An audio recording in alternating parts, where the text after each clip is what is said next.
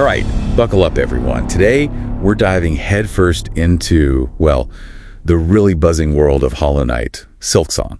Ah, yes, one of the biggest indie games on everyone's radar. Exactly.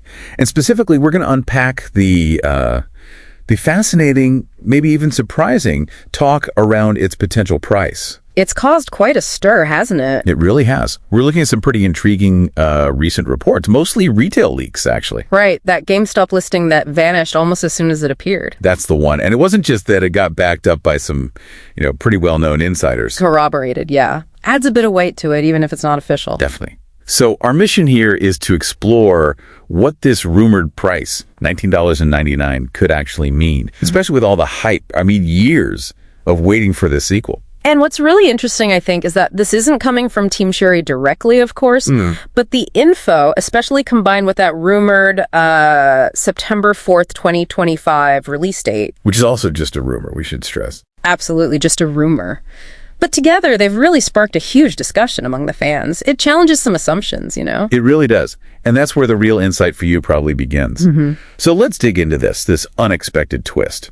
The core of it, as you've probably heard, is this suggested price, $19.99 US for Silksong. Popped up on GameStop, then gone. Yeah. But the leaker confirmation kept the conversation going. Right. And you think about the original Hollow Knight.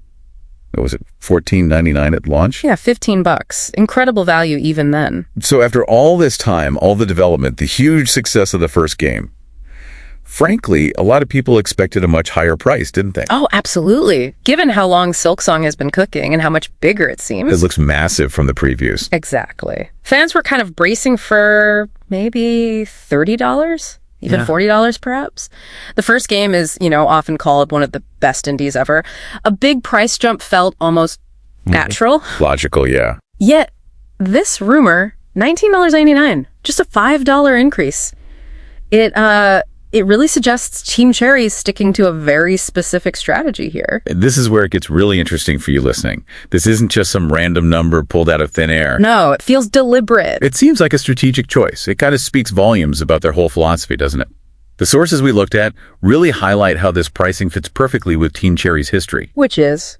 Delivering these incredibly high quality, packed with content games at prices that are just super consumer friendly. Right. It points towards focusing on maybe maximizing sales volume, getting it out there. Yeah, making Silksong accessible to the widest possible audience rather than, chasing a premium $40 or $50 price tag. Precisely. And if you connect that dot, it really underscores their confidence in the game itself, I think. How so? Well, by keeping the price relatively low, especially for a game that's confirmed for, everywhere. PS4, PS5, Xbox One, Series XS, Switch, PC. Pretty much every major platform. Yeah. They're deliberately lowering the barrier to entry for literally millions of players around the world. It suggests they're betting on the sheer quality of Silksong. Letting it sell itself based on volume. Exactly. Building powerfully on all that goodwill and the massive reputation from the first Hollow Knight. Makes sense. So, okay, what does this all boil down to for you, the listener?